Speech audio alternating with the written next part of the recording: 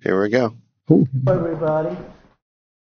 Hello, Mr. President. Great time. I love that house he has. I love David's house. What a house. That made the biggest impression, huh? Thank you, sir. I heard you have a pretty nice house, too. Yeah, I have we're in a nice house.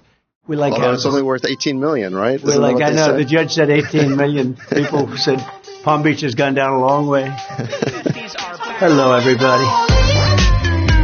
Let your winners ride. Rain Man David Sack. And I said, we open source it to the fans, and they've just gone crazy with it. Love you guys. Queen of Quinoa. Thanks so much for sitting down with us, Mr. President. The All-In Pod's basically the four of us having conversations. It's kind of a spectrum of different views. We got it's sort of like a little bit of some Fox News and then some MSDNC at the same time. Oh, so that's okay. Keeps it interesting. Yeah, absolutely. Anyway, Chamath and I, we had a great time at the fundraiser that we did a couple weeks ago. I think it turned out great.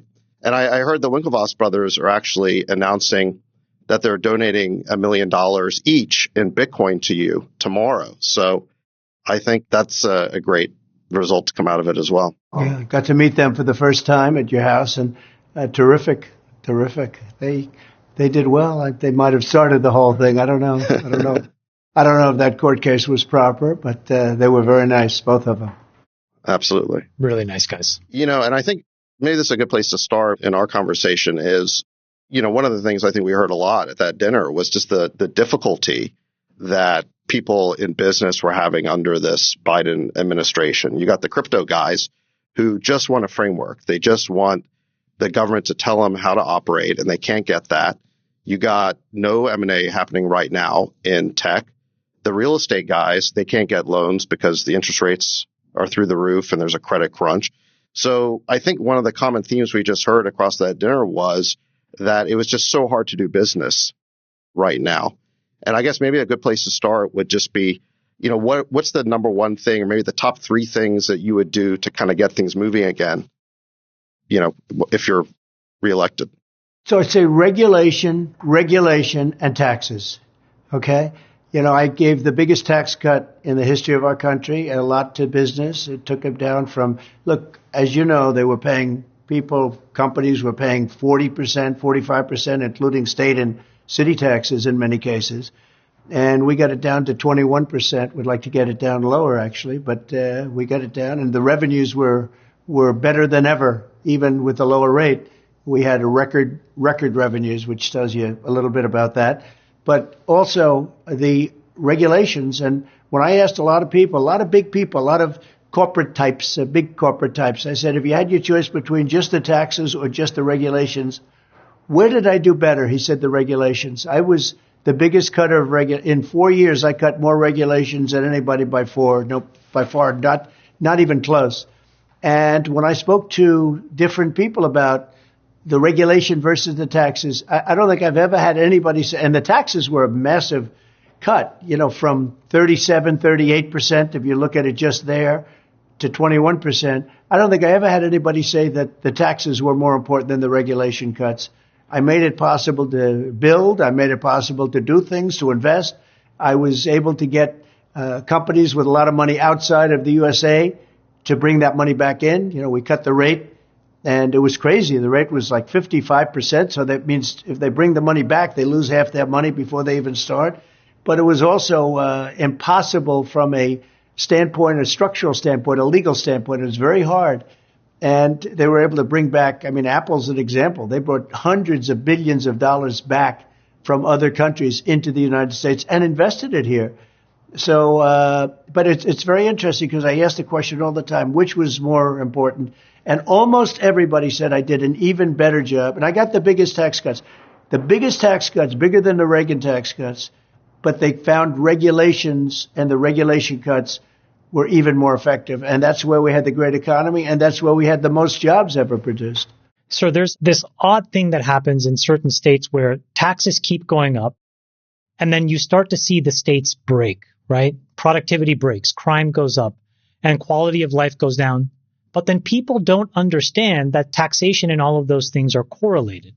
Do you have an idea of why that is? Like, why don't people understand universally that lower taxation is better for productivity?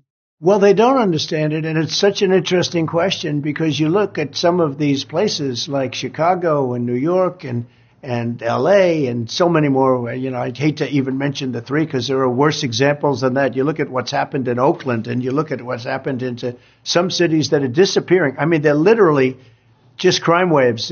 Nobody lives there except for criminals because you can't live there. You can't survive there.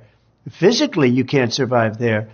And when you look at the kind of crime that we're talking about, and then they take the power away from the police can't do anything. If they do anything to stop it, they end up losing their pension, their house, their family. They end up losing everything. They get put in jail. And we're not talking about the rogue cops who do something really bad and should be taken care of badly. You know, be nasty. You got to be nasty to them also. But mostly, I mean, these people, they want to really, like 99%, they want to stop crime. They hate to see it. They're not allowed to they're told not to do anything. When you see a department store that was so proud, they opened up a new store in a certain city, and all of a sudden, over the last couple of years has happened, this phenomena where 500 usually young people walk into the store and take everything. They have masks on. They walk out with television sets, air conditioners. They walk out with everything. This is a new phenomena that's taken place, and it's incredible. Look at drugstores. Look at what's going on. Like in New York, you walk into a chain. I've seen it twice. I don't walk into too many drugstores, but I used to love it. I used to love to walk around and just look at what it is, whether it's a drugstore or a department store.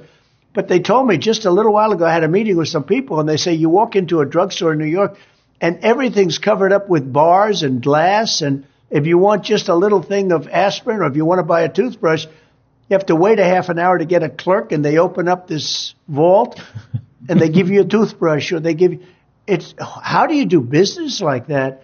This is a phenomenon. There's never been anything like this. They didn't used to have theft of even the most minor items. They had very little theft, relatively speaking. They didn't have theft. But they had the police would arrest them if they did something. Today they don't. They have limits sometimes. If you steal less than $2,000, you don't get arrested. So nobody steals more than $2,000. It's incredible when you see what's happened to the quality of life in our country. And it's happened so quickly. It's taken place so rapidly. Nobody's ever seen anything. But you look at retail, and I know the big deal. It used to be a big deal when a department store moved into a city, or, you know, a certain store opened up even in a town. But it's usually the Democrat-run big cities where this problem is taking place. And I don't say that as a Republican. I just say you look at the 25 cities, the top problems, they're just about all Democrat. They're Democrat-run. And they're also high tax, high regulation states. Yeah, no cash bail, all of these different things that have taken place. They're phenomena. It's a phenomena. What's going on? Nobody's ever seen anything like it. And it has to be stopped. It's a horrible quality of life. And on top of that, you can't walk to a store. You end up getting shot or mugged or something.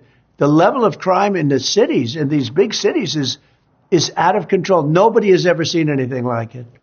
Mr. President, can I just ask on your point about the tax cuts? Larry Summers made a comment the other day, and I thought maybe you could respond to his tweet that the tax cuts coupled with the tariffs that you've proposed would cause a massive, I think he called it the mother of all stagflation, where you would have kind of inflation because of the tariffs, you would have economic decline because more money would start to fund an increase in prices with tax coming down, tax cuts being put in place. Can you maybe just comment on the comment made by Larry Summers and how we implement tax cuts without inflation? Well, let me say that I respect Larry Summers a lot.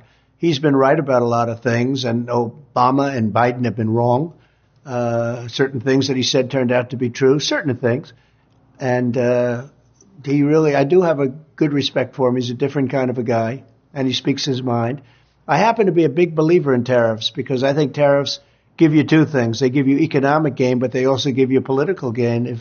If a country is out of control on something having nothing to do with economics or having nothing to do with money coming in or money going out, but other things that are very political, because there are a lot of other things involved in countries, you have tremendous power over a country.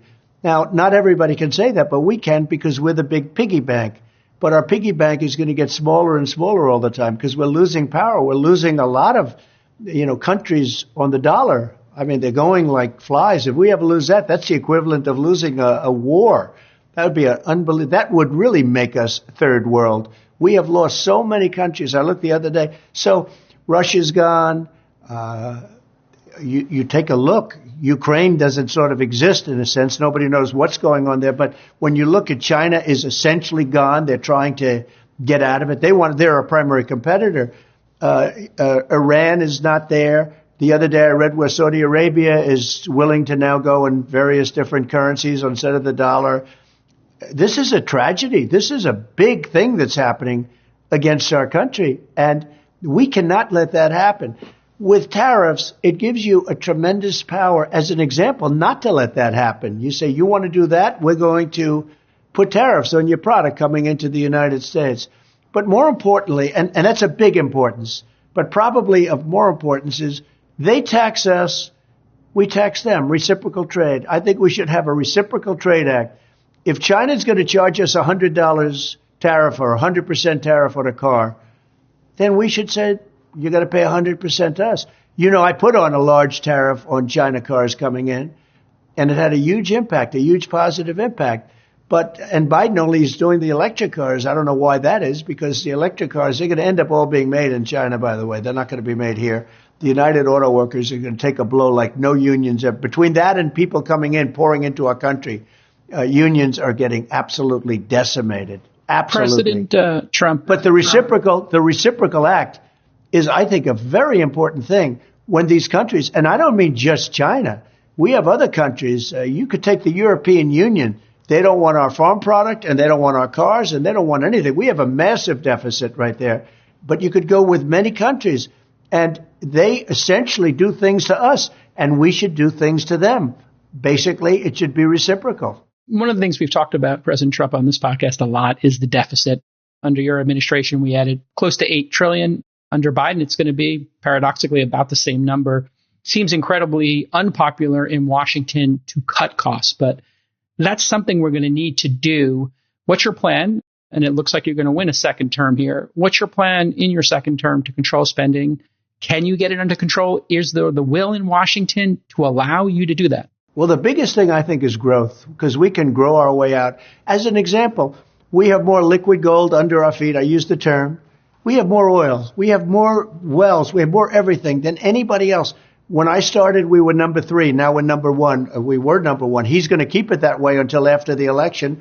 If they ever won the election, there's no more oil coming out. There's no more oil. They were going down. Oil is what caused the inflation. You'd have nothing coming out. It would be a disaster. So they were intelligent enough to let the oil wells continue to go. They're not happy about it. But if this election were won by them, I can tell you right now, we would see oil go through the roof because they would really close it up. Already they're taking out of the strategic reserves just for politics because they want to try and keep the prices down as low as possible. But the big thing, we have tremendous growth potential and we have tremendous numbers of dollars that can be saved through efficiency. The way we're spending money, hundreds of billions of dollars, what Biden did with the trillions of dollars that he borrowed for COVID. Now, I had a different situation. We were getting ready to start paying off debt. We were getting ready to make a lot. We had the greatest economy in history.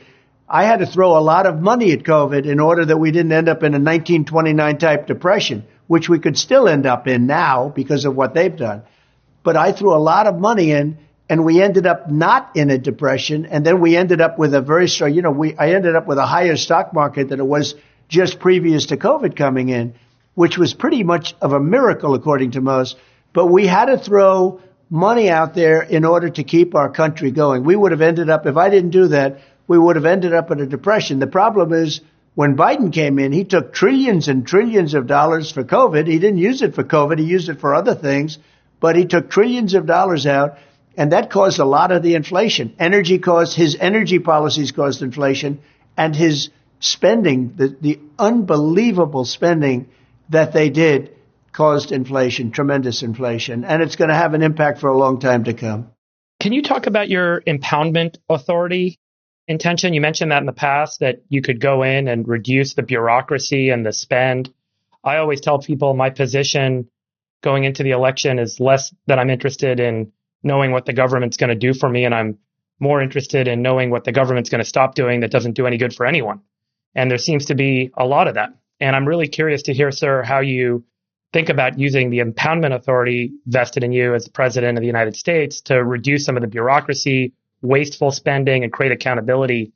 And is there a team that you've built around you to help build a specific plan on backing out of some of these issues? Right. We have a lot of money floating around that should be brought back into the government, should be given back to D.C., to Washington. As you know, there was a lot of money given out over the last couple of years, especially my money was given out to help us with COVID. Then they took money and they have no idea what they're even doing with it. That money can be given back, and it should be given back, and things can be done with that money that are positive. But there are many, many things. I'll give you an example. Education. We spend more on education per pupil than any other country. We spend numbers and yet we're terrible at it. We're down at the bottom of the list, and yet we're at the top of the list. I am going to, very early in the administration, we're going to send education back to the states. We're going to give them approximately half the number of dollars, and they're going to have so much money that like they've never had before, because they can spend a fraction of what we're spending right now and have much better school systems. As an example, you could name many. You go to Nebraska, you go to Iowa, you go to many states. We'll do a far better job than we're doing right now, and they'll do it for a fraction of the cost. We'll save a tremendous amount of money and have better. Some states, I don't believe, will do a very good job, but they're going to have to learn to. But we have, I would say most of our states will do a much better job. I think all of them will do better than, you can't do worse than what we're doing right now, but all of them will do better. But some will be absolutely education, a factory in a positive sense, factories. We are going to close up education. We'll have a tiny little group to make sure everyone's teaching at least English and perhaps proper math, et cetera, but very little. Department of Education goes, and education goes back to the states and where it belongs. I mean, where it absolutely belongs. And you're going to save a lot of money. You can look at interior with that. You can look at environmental with a lot of that, where the environment can be controlled by the states instead of this big bureaucracy in Washington, D.C. I mean, what do you do when China's burning all the coal and they're sending the ashes over the United States? Because that's what happens. It takes 3.5 days and it blows over the United States. In the meantime, we're keeping things good. We produce clean coal. We're going to produce clean energy, but we have to get back to energy. We're spending trillions of dollars on artificial, weak energy that's not going to fire up our plants. Our plants have to be fired up. We have a phenomena coming up right now, and I was talking about it the other day to David, and that's AI, little things, two little simple letters, but it's big. And I realized the other day, more than anything, when we were at David's house and talking to a lot of geniuses from Silicon Valley and other places, they need electricity at levels that nobody's ever experienced before to be successful, to be a leader in AI. The amount of electricity they need is like double what we have right now and even triple what we have right now. It's incredible how much they need to be the leader. And we're going to have to be able to do that. And a windmill turning with its blade, knocking out the birds and everything else is not going to be able to make us competitive. You'll have China. What about nuclear, Mr. President? Yeah. So let me just give you a statistic on this. Nuclear is China's okay. building 150 nuclear reactors, and they're only spending about $2,500 a kilowatt. In the U.S., we're not building any, and our cost to build them is about $10,000 a kilowatt. And China's about to build as much capacity as 20% of the total U.S. production in nuclear. We clearly have a problem here in nuclear. We do, and nuclear is okay with me. And what we're doing is, you know, if you look at Alabama, you look at a couple of states where they built these plants and they had cost overruns that nobody's ever seen anything like it, where they're costing $25 billion to build a plant. There were a couple of them built in the South. I won't mention the places, but you know the places. And they came out at numbers that I think the most expensive things ever built in our country. And the inspectors would go in, they say, those walls aren't thick enough, knock them down and build another wall. And, you know, the environmental people were brutal.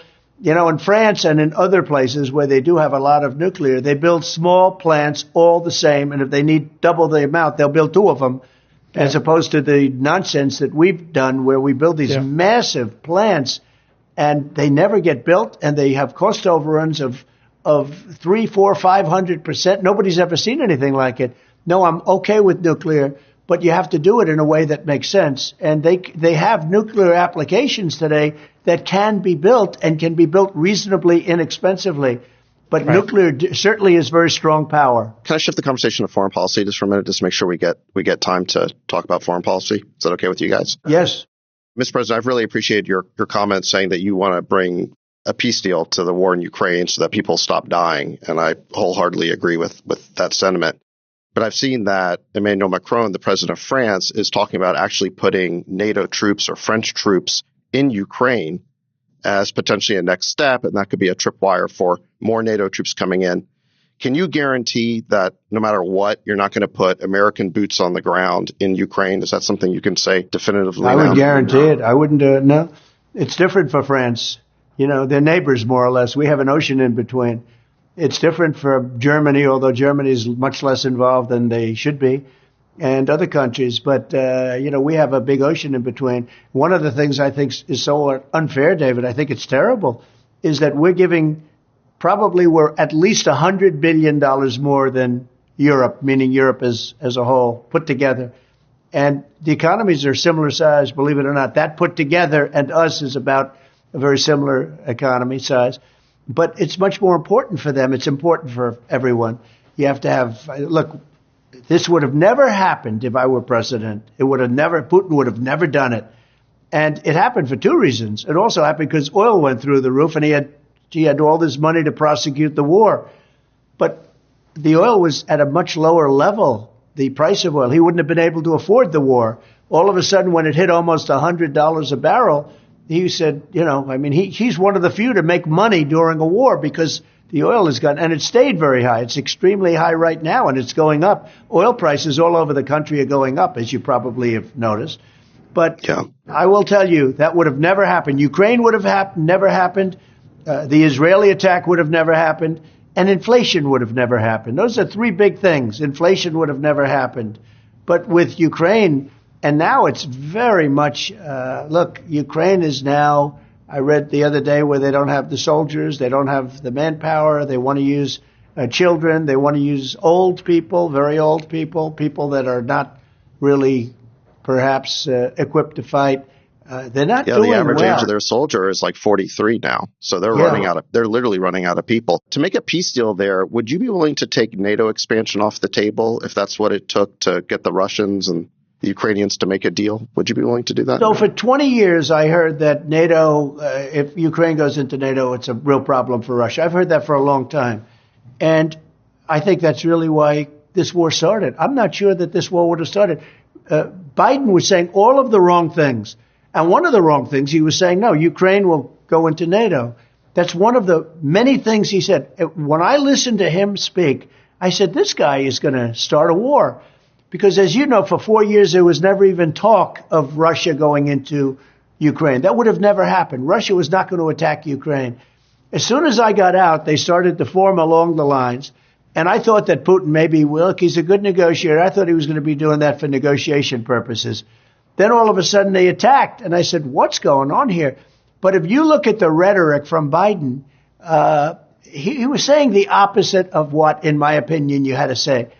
The things he was saying, and he's still saying it. He's saying things that are so crazy. Inflammatory. Yeah. I 100% agree. And, you know, it turns out that the month before the Russians invaded, Blinken told Lavrov that the administration was not only going to bring Ukraine into NATO, but that they thought it was okay for the United States to put nuclear weapons in Ukraine. So no wonder the Russians hit the roof. I mean, you talk about provocation. Well, let's say you were running Russia. You wouldn't be too happy. And that's always been off the table. You know, it's a border. And it's always been, you know, I don't think that they would have, if they thought that that was going to remain sort of a territory where you don't have NATO, but they don't want to have soldiers right on their border. They don't want to have it. It's always been understood, and that's even before Putin. It's always been understood that that was a no-no. And Now, you can go against their wishes, and it doesn't mean they're right when they say that. But that was very provocative. And now it's even more provocative. And they're talking about, I hear routinely, they're now talking about Ukraine entering NATO. And now I hear France wants to go in and fight. Well, I wish them a lot of luck. I think good luck. Sir, can I ask you about Israel-Palestine? So after October 7th, what's the right path to just resolve this once and for all and just move forward? Again, it's so sad to me because it would have never happened. Iran was broke. They had no money. I sanctioned countries that wanted to buy oil from Iran, and I would have made a fair deal with Iran. I was going to get along with Iran. I was going to get along with everybody. We did the Abraham Accords. I think eventually Iran would have been in the Abraham Accords. We had 4 strong countries go in, and nobody went in since I got out. That whole thing should have been loaded up right now. It should have been full.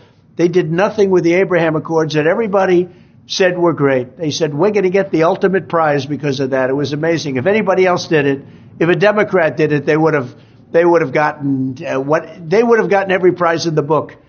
Every prize in the book. But I did it, and it was a great thing that we did. It was a phenomenal thing. But when you look at what happened now and you see what's going on, it's very, very, very, very sad. That attack would have never happened in a million years. Iran didn't have the money for Hamas. They didn't have the money for Hezbollah. They didn't have the money for any of the 28 other cells of terror or whatever you want to call them. Iran was broke. I say respectfully. They had no money, and they weren't given money. And actually, it was a big story. When I was toward the end of my term, there was a lot of big stories that there was no terror going on because Iran didn't have the money. They had to survive. We would have made a deal good for everybody. Everybody would have been happy. The main thing is Iran can't have a nuclear weapon. That was my main thing. The deal was a simple deal. Iran can't have a nuclear, it can't have a missile, can't have a nuclear missile. It cannot have that nuclear capability. Other than that, we talk about everything. They would have been very happy. It would have been fine. And you would have had peace in the Middle East. The problem is, I had them at a point where you could have negotiated. A child could have made a deal with them. And Biden did nothing. He did nothing. He doesn't like to negotiate. A young man that knew nothing or a young woman that knew nothing in kindergarten could have made a deal with Iran at that time because they wanted to make a deal. And Biden never took advantage of it. Now, they put back no sanctions, all of the different things that they gave them. China buys billions and billions of dollars of oil every month, many billions of dollars a month. Other people are buying. So Iran now has $250 billion cash. They made it all in 3.5 years. And now they're much tougher to deal with. And I will tell you, I got along great with Kim Jong-un. We solved that problem. Nobody was in danger. But this is a big problem. This is a real problem. And within 90 days or so, they're going to have and could have very well a nuclear weapon. And Wow. Israel is a big difference in Israel between Iran with a nuclear weapon and Iran without a nuclear weapon. And lots of luck in that negotiation. That's going to be a much more difficult negotiation. President Trump, I wanted to ask you a question about Roe v. Wade. You promised your base that you would overturn Roe v. Wade. You added 3 people to the Supreme Court, and you delivered on that promise. This might be the issue that determines the election, and many people believe it is.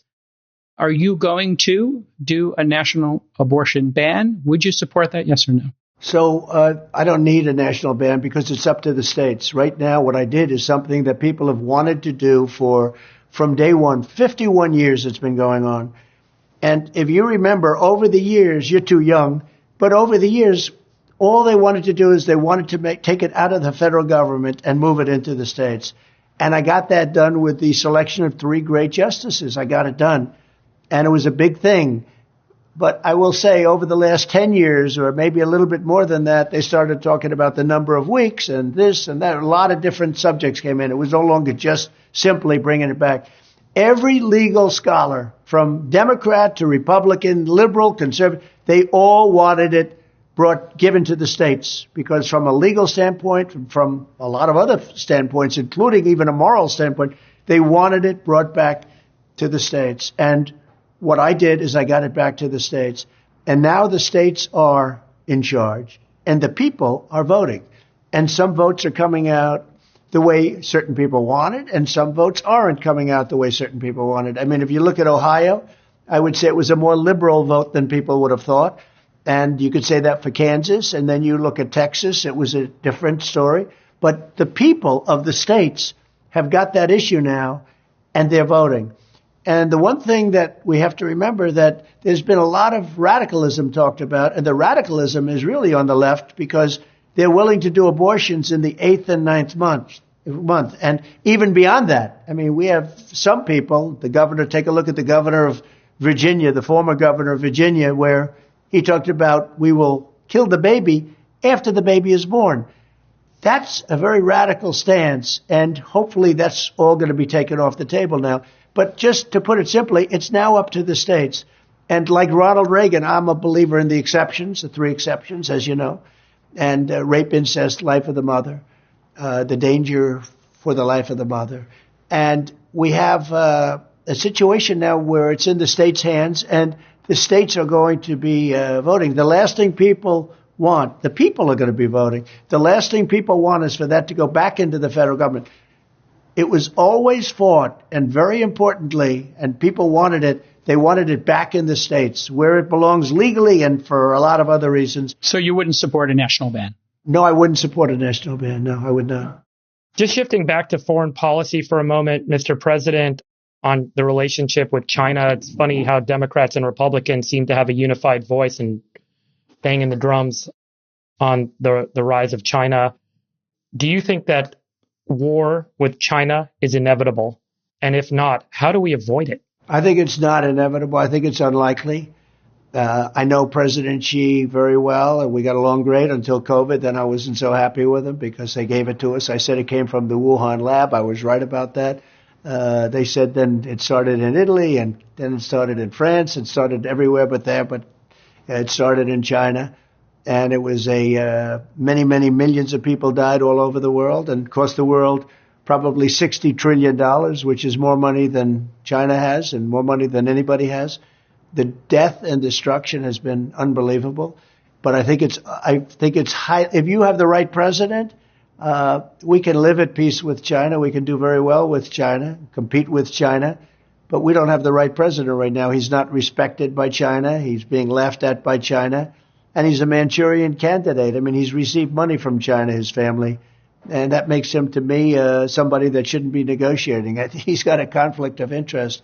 But no, I don't see war with China as being inevitable at all. President Trump, do you think that Fauci and our government funded gain-of-function research? And do you think we should really be pursuing the investigation deeply into that? And if we did fund gain-of-function research, what does that say about our government and taking ownership of it? Because a lot of us lost a lot of years. Kids didn't go to school, and it caused economic damage. As you pointed out earlier, the amount of money you had to spend to try to avoid a depression was really severe. And if we funded that, what does that make you think about our government? And then Fauci covering it up, if that is in fact true, what does that make you think about our government? So if you remember, I'm the one that stopped it. And I stopped it maybe for a lucky reason or an unusual reason. I said, why are we paying money to China? It wasn't about gain of function or anything else. It was, why are we paying money to China? China's got a lot of money, and they're doing fine. You know, we're considered like they want us to consider them a growing nation, a nation in distress, all sorts of things, because they always take advantage of every treaty by saying that they need, you know, they're an improving nation. I heard the other day they have all different terms for changing, but they're a growing nation. Well, we're a growing nation too. We're a nation that's becoming a third world nation based on what we're seeing. But I was the one that stopped that when I saw that. I was the one that stopped that. The Fauci thing is an interesting phenomena. I was not a big fan of his. As you know, he said, no, let everybody come in from China. I overrode him on that. I overrode him on a lot. But he wanted the people from China. When I heard about this, I stopped it. We had a room loaded up with people, and nobody could even believe it. But I stopped it. We would have lost hundreds of thousands of people more, maybe more, much more, maybe over the millions, but hundreds of thousands of people more had I not stopped people coming in from China. Did he lie to you about the origin of COVID? Well, I've always said the origin was, where it came from, where it originally came from was the Wuhan lab. I happen to think it escaped from the Wuhan lab. I mean, I don't believe it came from the bats in 2,000 miles away caves. I don't believe it came from other countries, as China tried to convince people it did. I thought it should have been called the China virus because it was a very much more accurate term than COVID. Nobody knows what COVID even means. Why is it COVID? But no, I was always. But did Fauci lie to you, I guess, is what the American people want to know. Did Fauci lie to you? And if he did, should he be prosecuted? I don't think I dealt. You have to understand, Fauci was a much bigger factor in the Biden administration than he was in the Trump administration. I didn't rely on him that much because I didn't trust him. I would say got along with him fine, not really, but I didn't trust him. And again, I was the one that stopped the money going to China. I didn't like it. I didn't stop it because of COVID. I didn't stop it because of anything other than why are we paying money to China? It was strange. They should pay us money. We shouldn't pay them money. And one of the things I can tell you, the World Health Organization, so we pay them almost $500 million, and China pays them $39 million. And so I got out of the World Health Organization. They did absolutely nothing. They called it totally wrong. I got out. They called me and they said, we'll do anything to keep you in, anything. I said, well, why are they paying $39 million? We're paying almost $500 million. And they said, well, we'll work out a deal where you can pay much less. I said, well, now you're starting to talk. But even that, it was very popular when I got out. It was politically, it would have been very hard to go back in. People were thrilled that I got out. I could have made a deal to go in for $39 million. They offered me a deal to go in for $39 million, and I actually turned it down. I said, it should be if you look at, we're at $350 million and they're at 1.4 billion people, right? So it should have been 25% or less than that, but I didn't want to quibble. But I could have gone back in immediately for $39 million as opposed to $500. Then a horrible, horrible election which helped destroy our country took place in 2020, and they went back in, and they're paying more than $500 million. And they knew I could have made a deal. Now, it's a lot of money, not when you talk about the world, but it's still a lot of money. But it shows you the stupidity of the whole thing. They could have made a deal for $39 million. Instead, they're paying much more than they paid even before. And that's the way the mindset of our country is. And here's the big part.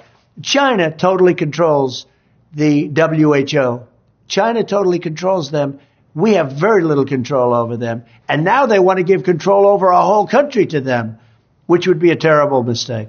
Fauci brings up sort of the kind of deep state personality that you talked about in 2016 that's kind of like riddled all over the government. How much progress do you think you made, and what do you want to do if you become president in November? And do you have goals around the deep state this time around?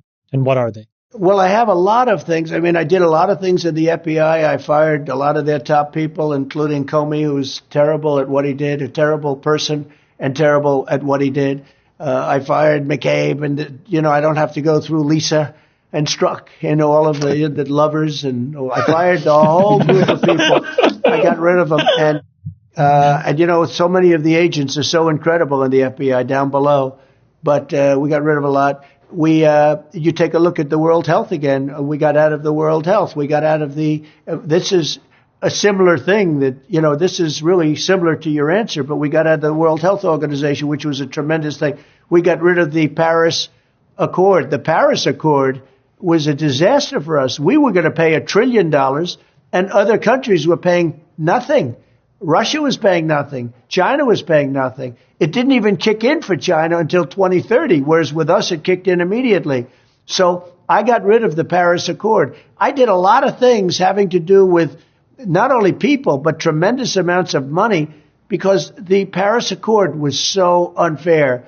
And I said, when I do this, people are not going to like it, but I have to do it because it's right. People loved it. The public understood it. They loved it. And now they've gone back into the Paris Accord at the same terms and even worse than the terms I got out. It's really a shame. It's so many things. It's so sad to see so many things. I mean, the WHO, the Paris Accord, you take a look at these things, they could have gone back. If they wanted to go back, if they had it, they could have gone back for a fraction of what they were doing. And they're very unfair to the United States. We're like a lapdog for every other country. Mr. President, I know you've running out of time here. So we haven't had a chance for you to speak to the border situation yet. So I want to give you a chance to address that, because that's always been really one of your main issues since 2016. You wanted to build a wall. The Democrats did everything they could to thwart that. You built the wall, but then Biden left a bunch of holes in it and then sold off the parts for scrap metal. And now we've had and repealed your executive orders. So I want to give you a chance to speak to that.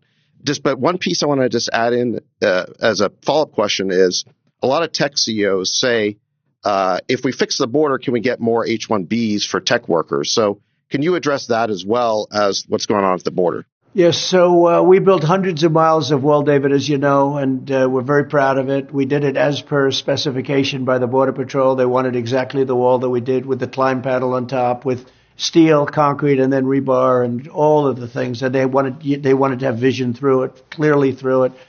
And because I thought about concrete plank, frankly, going up 40 or 50 feet, and they didn't like that. They wanted to have vision through, and I understood that too.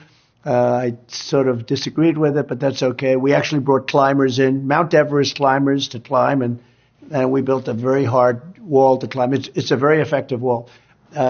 And we built hundreds of miles, and then we're going to add quite a bit at the very end. And we bought about 200 additional miles, and it was ready to be put up. Could have been put up in 3 weeks, maybe 4 weeks. And areas that were rough areas that were people coming in, because as you build the wall, they go in different areas, right? They go further out. It was so effective. It was so effective. Mexico gave us a lot of troops for free because of a certain negotiation that I had with them. You heard that. But it was so effective, the wall. But Biden, they didn't want to put up those slats that were going up routinely by us. That means you had gaps. You had, as an example, you had gates in certain area that we were going to put up big, powerful gates that we could open, and you could let equipment through, et cetera, if you needed it. And they got rid of everything. They sold it for 5 cents on the dollar, much of it, 5 cents on the dollar. I said, I can't believe it. And that's the first time that I said they're serious. They actually want open borders. They want an open border. Nobody could believe it. I couldn't believe it. Because I never believed they wanted an open border, because who would be stupid enough to want an open border? Look what's happened with an open border. I was very proud of that. We had the safest border in the history of our country, and now we have the worst border in the history of the world. We had a safe border. I had a remain in Mexico policy, catch and release in Mexico, not in the United States. Everything was so good. But the remain in Mexico was a big deal. Not easy to get, but it was a big deal. They were in Tijuana, hundreds of thousands of people. They had to be approved to come into our country. And now you look at what's happened. We've been overrun. It's an invasion of our country by people. Many people come out of jails and prisons. They come out of mental institutions, insane asylums, and we have terrorists coming into our country at a level that we've never seen before. It's a very sad. I never understood why the wall was so controversial. You know, every country needs to have a border, and a wall is a really good way to enforce a border. I never understood why they were so animated about stopping you from building the wall after you ran on that issue in 2016. They held you up for years with litigation. And then, like you said, they wouldn't just finish the little pieces of it, and they left big holes in it. And I think you're right. The only conclusion is they want an open border. I mean, how else do you explain it? They want to destroy our country. You know, the fact is, it's incredible. The big mistake I made, I should have said, I will not build a wall. We do not want a wall. And that wall would have gone up in 15 minutes. The more important point, I think, Mr. President, is we need high-skilled workers in this country. Yes. We need to recruit the best and brightest from the world. Every time we get somebody super intelligent from India or Europe, any country, that's 3 of us are immigrants, sir. Yeah, and 3 of the 4 here are immigrants, the ones without the ties. And we could get these great people into our country, and that's a loss for our adversaries and our competitors, and it's a gain for us. But I've never heard you talk about this. Can you please promise us you will give us more ability to import the best and brightest around the world to America? I do promise, but I happen to agree. That's why I promise. Otherwise, I wouldn't promise. Let me just tell you that it's so sad when we lose people from Harvard, MIT, from the greatest schools and lesser schools that are phenomenal schools also. And what I wanted to do, and I would have done this, but then we had to solve the COVID problem because that came in and, sort of dominated for a little while, as you perhaps know. But what I want to do and what I will do is you graduate from a college, I think you should get automatically as part of your diploma a green card to be able to stay in this country. And that includes junior colleges too. Anybody graduates from a college, you go in there for 2 years or 4 years. If you graduate or you get a doctorate degree from a college, you should be able to stay in this country. And you know more stories than I do, but I know of stories where people graduated from a top college or from a college and they desperately wanted to stay here. They had a plan for a company, a concept, and they can't. They go back to India, they go back to China, they do the same basic company in those places, and they become multi-billionaires employing thousands and thousands of people, and it could have been done here. And a bigger example is you need a pool of people to work for your companies. You have great companies, and they have to be smart people. Not everybody can be less than smart. You need brilliant people. And we force the brilliant people, the people that graduate from college, the people that are number one in their class from the best colleges, you have to be able to recruit these people and keep the people. It was such a big deal. Somebody graduates at the top of the class. They can't even make a deal with the company because they don't think they're going to be able to stay in the country. That is going to end on day one. That's fantastic. Yeah, that's great. Well, I think we all wholeheartedly agree with that. Being in the tech industry, we understand the importance of that. They're telling us that you have to go to dinner, Mr. President. So thank you so much for spending so much time with us. We really appreciate it. It's been great having this conversation with you. I'm sorry. I have to ask one question, sir. When you got elected in the 2016 election, you said the first thing or one of the things you wanted to do was release the JFK file. And then you said later, I saw it and I wasn't really ready to do it. And then I saw a clip where you changed your mind and you said, I think we're ready to see this file. And I'm just curious. What's in it? What?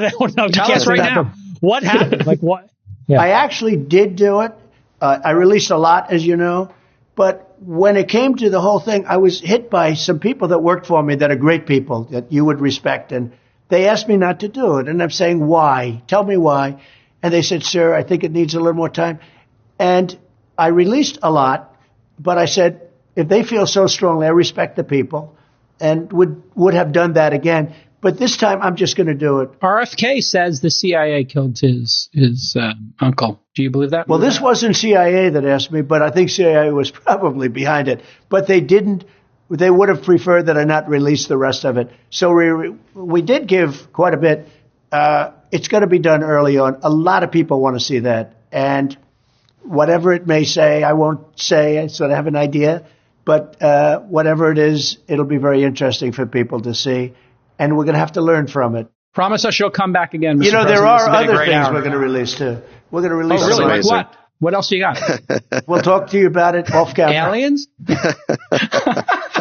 By the way, generally speaking, and there are reasons not to release certain things, obviously, but it's transparency, and I think it's important that we release that. And there are other things, too. There are other things that you know about. But people, more than anything else, they want the JFK files. We're going to release that immediately. You have a prediction for the debate next week? What's going to happen? Well, all I can say is this. I watched him with Paul Ryan, and he destroyed Paul Ryan. Paul Ryan with the water. He was chugging water at a left and right. I didn't think a human being would be able to drink so much water at one time. And he beat Paul Ryan. So I'm not underestimating him. It is what it is. We'll see what happens. But you take a look at the last one. I happen to think he's incompetent for a lot of reasons. I think he's incompetent because he has gotten the worst policies, both foreign policy and internal policy. I mean, who would not want to have a wall? Who wants to have millions of people pouring in? Who wants to have high taxes? You know, taxes are going to raise by 4 times if this guy has his plan. Is he in cognitive decline? Do you believe he's in cognitive decline, Mr. President? Well, I shouldn't be the one to say that, but I don't think he's doing particularly well. But I didn't think he was well 25 years ago. I thought he was not a smart person. And that was told to me by a certain member of the Kennedy family who was actually very friendly with me through a Palm Beach relationship. And I was told that very strongly. So I was never a fan of his. But I will say he beat Paul Ryan. It was still years ago, but he beat Paul Ryan pretty badly. And I assume he's going to be somebody that will be a worthy debater. Yeah, I would say.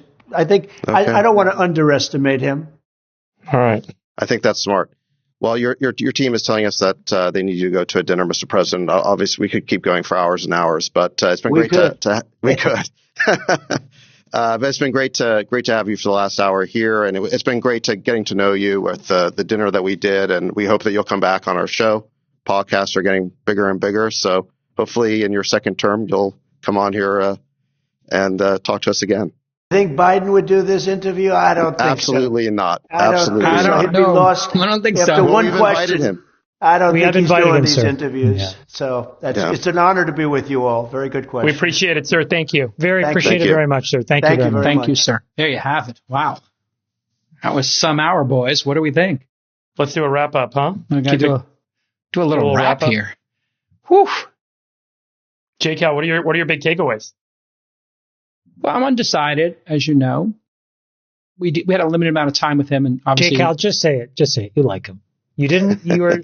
Just say it. Just say it because it's written all across your face. Just say it. You like him. You're confused. I have some He blockers. crushed your questions. No, he crushed your No, questions. I Admit think it. he did You a asked great some job. tough questions. You asked great questions and he just dealt with them head on. Just admit it. You like him.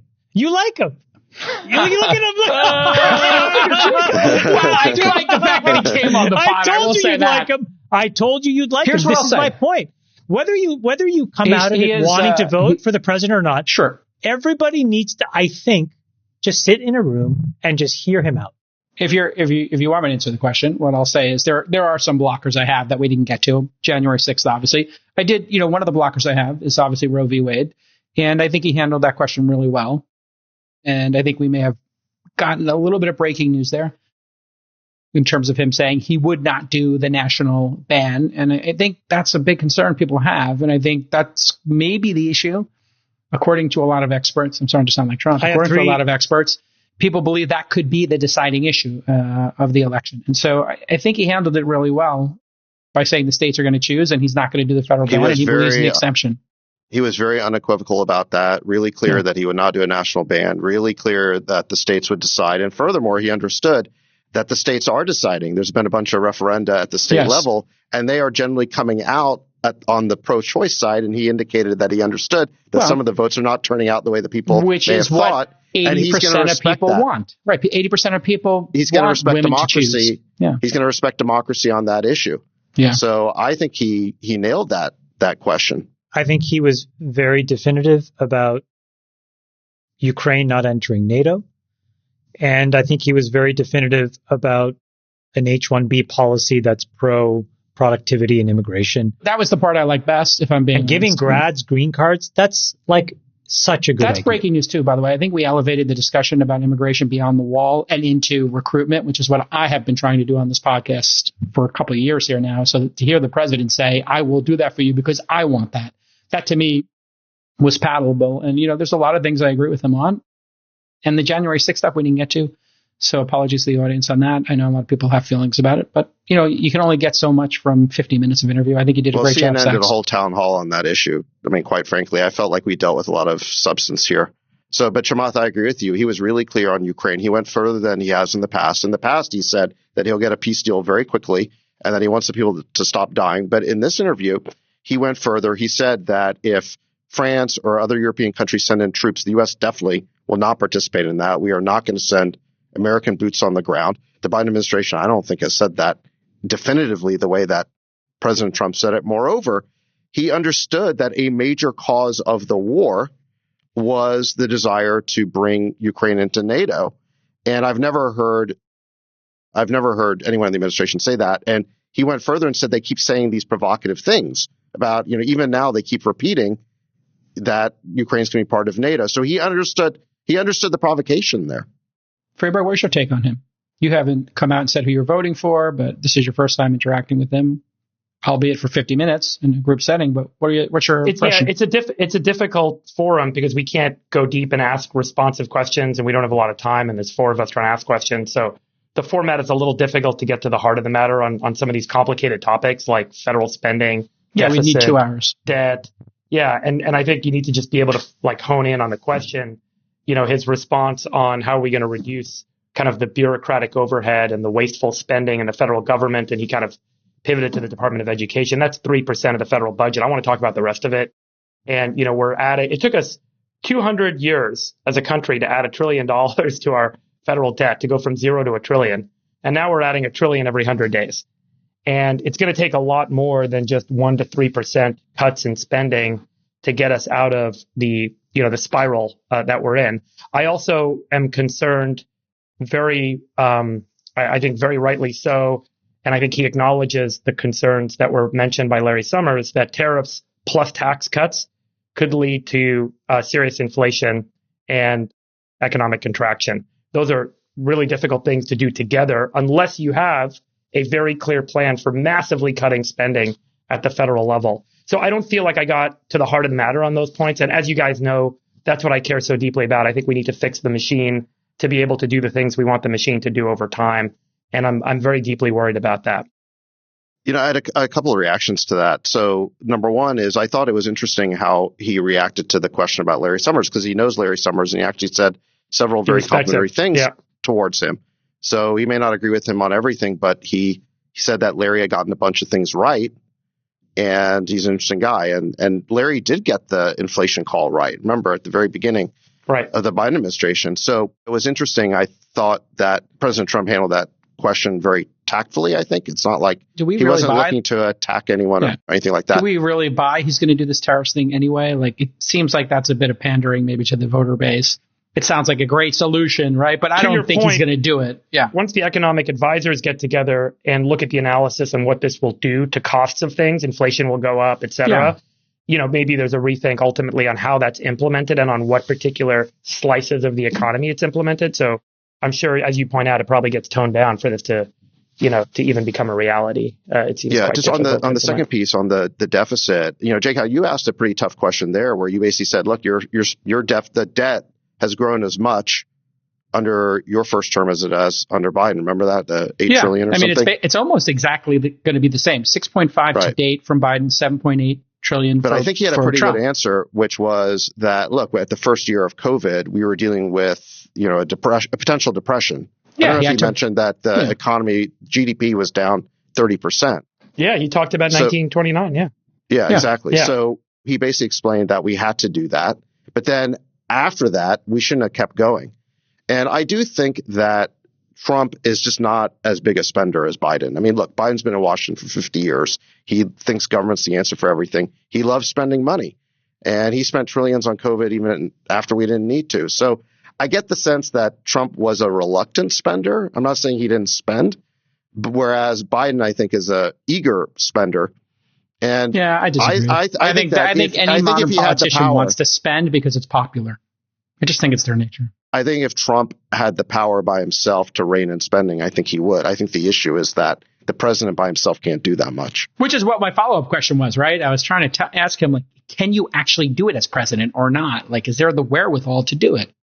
I think the other aspect I wanted to see, I'm really glad he talked about de-dollarization. And he mentioned it up front. And so that to me really resonated. It really rings true to the effect of U.S. spending, U.S. foreign policy. So much of this is driving, and I'm concerned about, driving the Saudis into the arms of the Chinese and other foreign adversaries to the United States. And I would have really liked to have spent a little time with him on the Saudi relationship, where he sees that headed, how the Saudi relationship will affect the Middle East and how the Saudi relationship could affect the U.S. dollar and dollar reserves around the world. But I think he's acutely aware of de-dollarization and foreign reserves in dollars being sold down, and that there are serious effects to that. I didn't hear a follow-up on what the specific responses will be to the drivers there, which I would have loved to have spent a little more time on. What do you think will be the viral moments to come out of this, if any? What do you think the mainstream media or social media will take from this? Any moments you think were breaking news or notable?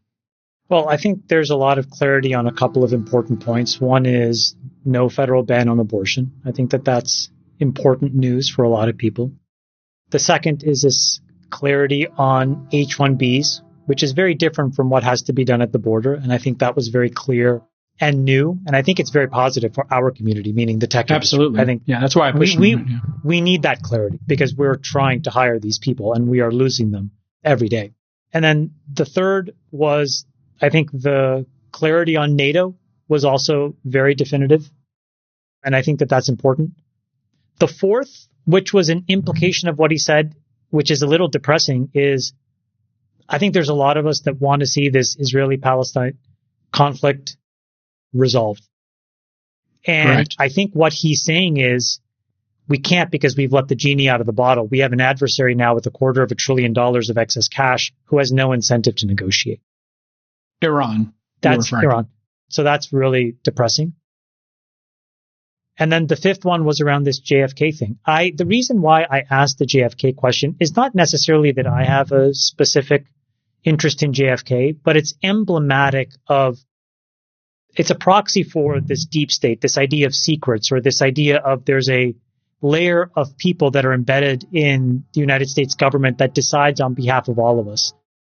And I think when you have somebody who can push back against that and use transparency and sunlight as the cleansing function, that is what we need. If we're going to rebuild trust in our government and institutions, we're going to need a lot Exactly. more transparency. And if that one's hanging out there, why not resolve it? I mean, did he say he thinks the CIA did it? I think I heard him say that. I think the CIA did it. What I heard was he I said think the CIA was behind the people that were cover-up. influencing him not to.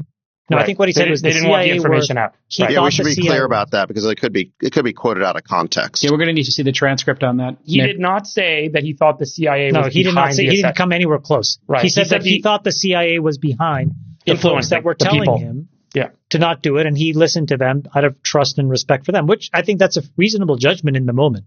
Yeah, Nick, we got to see that transcript. Yeah. My point is exposing that is a very important way of giving the influence and power back to the people. Absolutely. You know, I've mentioned this quote from Mike Pompeo, which is really powerful, but it's something to the effect of, you know, the people on the top floor of the CIA do not believe it's a Democrat or a Republican that runs America, but that they do. And he said that in the context of being asked, what is the one regret you have, or some of the biggest regrets you have in running the CIA? And Pompeo said that he didn't fix that. So I think that there's a lot of embedded versions of this establishment class that lurk in many institutions, whether it's the EPA, whether it's the CIA, whether it's the NIH. And if there are ways in which the president can unlock the data that's necessary or the information for all of us to have a little bit more clarity on what's happening, I think it's important. And I do think for many people, that the JFK file is representative of a lot of them. Well, and then dovetailing that, Sachs, the Fauci discussion, where he said, I never trusted Fauci, and then kind of pushing it on like, hey, do you think he should be prosecuted? Did we fund it or not? Seems pretty clear. He believes we funded Gain of Research. His position was, I just didn't want to spend the money, which I appreciate about him. With China. With China, You yeah. want to spend the money in China, yeah. Yeah, and so what did you think of that point? Yeah. Well, I thought that his response on that was similar to a lot of his responses, which is he did not take the edgy position that he was sort of being teed up to take. I mean, kind of like same thing with like the Larry Summers thing. You know, he had mild criticism, I thought, for Fauci, but he didn't go scorched earth at all on Fauci there. And Wait, he said I he would didn't say trust him. He said, well, I never trusted absolutely. him. Nobody. That's pretty nobody scorched trusts. earth for politics. Nobody trusts Fauci. You asked him whether Fauci should be prosecuted. He Yes. did not take the bait on that. That's my He point. was very respectful, actually. I was Yeah. very surprised to hear how he respected Fauci and how he framed his response to that question. And I think that says a lot. But can I tell you why you're surprised? Because I think we have been fed, this is what I'm saying, we have been fed a narrative of what President Trump looks like. Now, in fairness, we're also being fed a narrative of what President Biden is like. And this is why you have to see these men up close and personal for yourself. Because, David, the fact that you're surprised is less about the fact that Donald Trump has changed. Right. It's more the fact that you've been told a narrative and you've believed it. And so now when you see the actual truth, you have to re-underwrite. Hold on a second. He's actually pretty thoughtful. He's pretty presidential. He doesn't go off on people. That's not what you probably thought going in, because that's not what the mainstream media portrays about what you should be thinking about. Well, in fairness, he has gone in on people pretty hard over the last 8 years. He's a counterpuncher. I don't think he hits people unless they hit him first. I mean, that's his pattern. But look, I agree with Chamath here that my overall take on this, and look, my position is clear because I wrote a long post on X endorsing Trump a couple weeks ago. But everything I heard here in this interview was consistent with the reasons why I stated I want to support him. He clearly favors a pro-growth agenda. He wants to keep taxes low and reasonable. He wants to reduce regulations. He's wanted to increase the number of H-1Bs, get the dream team over here for tech while sealing the border, while cutting down on crime in blue cities. He talked about how crime was out of control. He wants to negotiate peace deals. He, I think, understands very well why we have this war going on in Europe. Overall, I heard a lot of reassuring things. And I didn't hear anything that I would put in the category of a grievance or a desire for revenge. You know, the media is trying to portray him as like seeking vengeance or something like that. Well, that's because he says he is. Didn't get that vibe. He said over and over again. Let's be clear. He said over again, I will be your retribution. So he may not have said it on this podcast. Did you get any of that in this interview? No, I've just heard him say it 50 times in the last 60 days. So, but Sachs, where would you like to have seen him be stronger? Maybe that's the same clip played over and over again on CNN. Where would you like to have seen him be stronger or different on any of his major positions? What would you, as his advisor, advise him to shift or double down on a bit? Well, I mean, I think Chamath is right that with respect to the Middle East, I think his position isn't perfectly clear because it's not only about Iran in the Middle East, right? Yeah. But the truth of the matter is, politically, I don't know that he could say more. And, you know, I think that's just a very, very tough issue where you're bound to alienate and polarize one side or the other. And so I think he's sort of definitely walking a tightrope there. Yeah, when he says it would never have happened, like I'm always like, ugh, you know, like it would never happen under me. I would like to have a little more of the why. Why do you believe that? And he never gets into the details. He just says that over and over. But maybe he's right. You know, like when I hear Trump talk, what I hear is someone who's a deal maker. He was a deal maker in business. Now he's a deal maker politically. He's willing to have conversations with anybody. There was even a moment when he's talking about Iran where he said maybe he could have worked out a deal. But in any event, he's somebody who I think is willing to negotiate, which is, I think, is a positive thing because when's the last time Biden negotiated anything? He doesn't seem interested at all. I mean, I didn't get to ask, but, you know, one of the things I had queued up was, you know, I just think you've done a phenomenal job in talking to people who most people feel are difficult people to get along with, you know, Kim Jong-un, Xi, Putin. I think it's a superpower is talking to dictators, despots, people who are cantankerous and difficult. And he always seems to get the better of them, or at least gets our interests as Americans aligned with whatever their interests are. So I think, let me ask you, give him an A+ on that. Yeah, I don't want to be insulting. I'm asking, like, in the past, you've said that he was embracing the dictators and he was kowtowing to them. I think you've said comments like that in the past where you saw this and yes, or something that felt like he was more trying to embrace and engage with them in a way that's like, why would you? I've always felt you should talk to everybody all the time.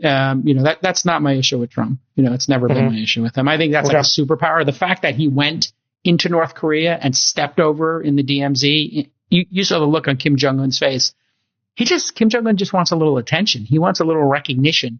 And this idea, like, we're not going to give him any recognition is stupid, because if you give him a little recognition, now you're sort of tilting him towards, hey, maybe you could be part of this. Like, maybe you could come to the West and see a movie premiere or come to the NBA finals, as opposed to start lobbing, you know, dysfunctional missiles over Japan. Like, maybe we can kind of, you know, that video where they're like setting up the little press shooting in the conference room with, oh my God, that video is so funny. The smile on Kim Jong-un's face when Trump says, video. You want me to go over?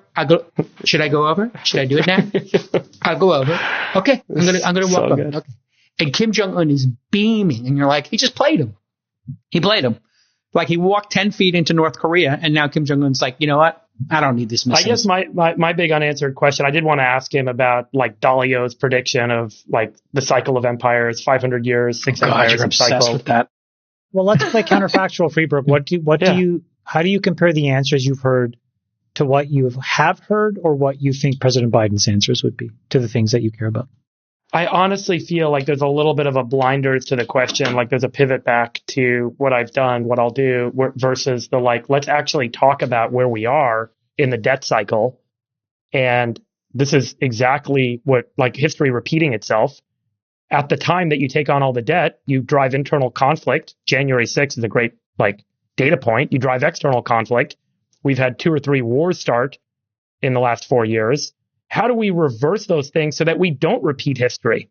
And we sat down with Dalio and we asked him this question, is there a way to not repeat history? And he said, yes, there is. And we talked with Graham Allison about this. And all these guys believe that there's a way to avoid it. There have been moments where we've nearly had the external conflict. And that's why I asked him about war with China. But I want to understand if there is this broader kind of construct of what is going on. Because he hits on all the data points correctly. De-dollarization, increased spending, bloated bureaucracy, conflicts around the world, without taking it all into perspective and saying, man, this is where empires die. I guess he does say that, right? He does actually highlight exactly what Dalio He doesn't do what Milei does, though, right? Like Milei has said to the populace.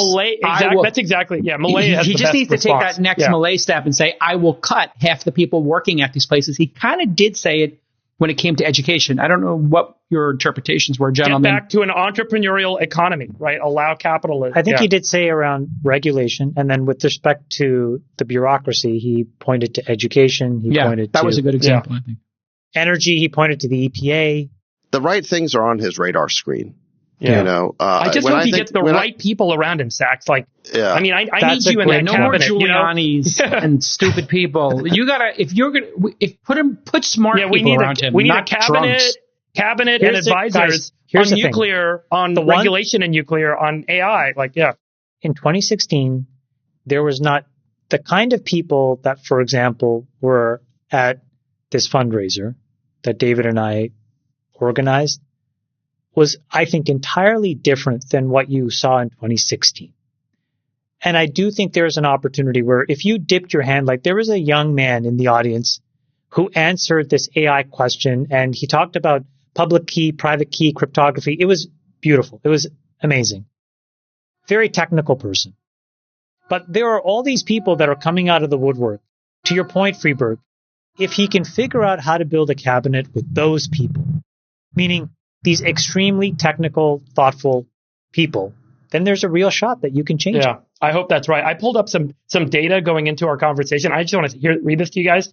Totally off topic, but I just want to say we can cut it out if you want. But, construction for the Francis Scott Key Bridge, which is 1.6 miles long, when it was built in 1977, was $141 million. That's $740 million in today's dollars. Today, they're estimating to repair, that's the bridge that collapsed in Baltimore. They're saying it's going to cost, $2 billion or more to repair that bridge now, 40 years later. California's bullet train project in 2008 was supposed to cost $40 billion. We're 15 years into this thing. We've spent $18 billion. They're now asking for $140 billion total to build a 171-mile track. That's $1 billion a mile. That's $1 billion a mile. Let me just tell you this other fact. And the tracks are in the middle of nowhere. Yeah, and China just spent $300 billion to build 16,000 miles of high-speed rail. They're spending $18 million a mile. That's 2% of the cost of the California high-speed rail system, 2% per mile. We are 50 times more expensive than China.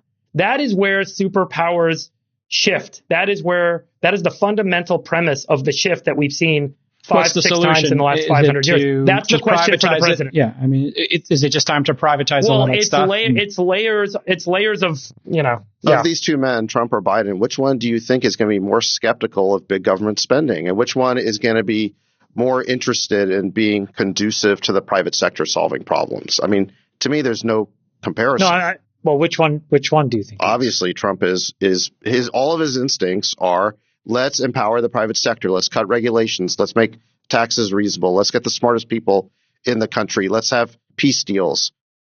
Let's have growth. What do you think, Freeberg? I have heard conversations that there is an economic argument. I don't know if I buy it. That one of the reasons that they're trying to leave the border open is there is a low-cost labor pool that grows that actually is beneficial to economic growth. That there's just not enough in the workforce today to think about the cost of building that railroad in China versus the U.S. The average income in the U.S. is a couple turns on what it is in China. You can also say you don't want to answer the question. Between the two? Yeah. Man. Ask this question more specifically. Yeah, ask me. Yeah, honestly. Who do you think is closer to your desired outcome? Trump or Biden? I think Trump hits on it way more than Biden does. Yeah, he definitely hits on the concerns that I have. I don't know if he has like the path that makes me feel like, great, let's, like this is going to work. Does Biden have a plan? And I think the other thing I worry about is the leadership problem with Trump, meaning I don't mean him as a leader in terms of effectiveness, but just this like Trump derangement syndrome is not something to be ignored and to be disparaging of the people that we all, that not we all, but people say have Trump derangement syndrome. It's a fundamental like tilting that he does. And he tilts half the people in the country. He tilts them. And I think that is really, and maybe the other side is true as well. Maybe it's a psychological problem that a lot of people have. It doesn't mean we should have a worse president. So that's one argument. Or maybe when he tried, maybe there's a way to use unifying speech instead of divisive speech. And that is my other concern. It's just like, or you speak directly to the people and you end up where Jake L is at and where you're at, which is you've heard him face to face really for the first time. I want to hear Biden face to face. I want to have a long conversation. I would love to have Biden on here. I totally agree. We invited Biden on here too, and we're waiting breathlessly for him to accept the invitation. You got to give Trump credit for coming on the show, like he said. Yeah. And took all questions. Yeah. So you got to give Trump a lot of credit for that. But Freebird, to your point about the TDS for a second, look, when Biden ran in 2020, he promised a return to normalcy. That was basically his sales pitch. We had just gone through COVID. There were a lot of people who had TDS or were tilted by Trump. And what Biden said is we're going to have normalcy. What actually happened? Well, I think Biden began this incredibly partisan and vindictive program of lawfare, of trying to prosecute not just Trump, but a lot of other people. We had the border basically opened up. I mean, Biden repealed all those executive orders on day one and did create those holes in the wall. There was absolutely no reason for that. We had this war in Ukraine that was easily avoidable if they just said the right things back in 2021. And I mean, I could go on. I mean, on the issue of tech, like we talked about, everyone feels frozen right now. Crypto can't get a regulatory framework. No one can do M&A. So have we gotten the normalcy that we were promised? I don't think so. And on the other hand, what I heard from Trump in this interview was like he was sort of softened. He did not go scorched earth, even when we invited him to. He did not say prosecute Fauci. I will agree. I will agree with you on that. He had nice words to say about Larry Summers. Yes. He was, I thought this was a very moderate sounding Trump. Maybe it's a different approach and I'm wrong and I'm just referencing the history with him. And I do agree with you that the way he spoke today about people that have been antagonistic about him or to him, like Larry Summers and Fauci, did surprise me, particularly after years of him sending out these tweets every morning about people that are antagonistic about him.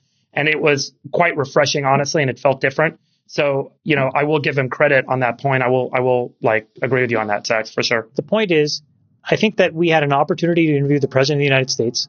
And that was great. Congrats. I think we talked about a broad spectrum of issues. I wish we had more time. I think he answered them precisely. And I think he was candid. And I think that he gave us new information, which I think is important. And I think it allowed you guys to see what I saw, which is if you're an independent or not a Republican, quote unquote, by name, and you have a preconceived notion of what President Trump is like, it's very difficult to keep that notion, is my point, after you hear him and after you meet him. And I think that that's a very important thing to keep in mind because I don't think it says as much about President Trump as it does about the lens with which we are taught to think about all of these people, including President Biden. So I would just say you got to think for yourself. And that's the most important takeaway. And I think that we are giving people ground truth data to underwrite your own opinion. All right, everybody, this has been another amazing episode of the All In Podcast. Thank you, David Sachs, for getting President Trump to come on. President Biden, you are, of course, invited to come on. We encourage you to come on. Give us 50 minutes. Give us an hour and a half, whatever you got. No, we've asked. We're waiting. I'm just restating it for the record that if you, by some means, somebody in this group says we should, talk to the All In team since they're a top 10 podcast and every other presidential candidate's been on, who knows? Maybe somebody decides he's going to be able to keep up with the group. I don't think he can keep up. That's the big challenge. For the Rain Man, David Sachs, Chamath Palihapitiya, your chairman, dictator, and the Sultan of Science, David Freebird, I am the world's greatest moderator. You didn't moderate today. I'm sure guest, Sax. Great job. We'll see you next time. Great job, Sax. Love you, boys. Love you, boys. Bye-bye. We'll let your winners ride. Rain Man David Sack. And instead, we open source it to the fans, and they've just gone crazy with it. Love you, West. Queen of Quinoa.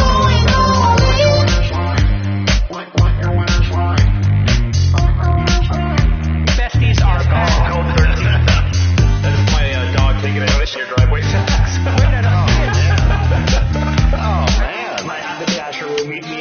We should all just get a room and just have one big huge orgy because they're all just useless. It's like this sexual tension that they just need to release somehow. Wet your beak. Wet your beak. Your feet. We need to get merch. Besties are back.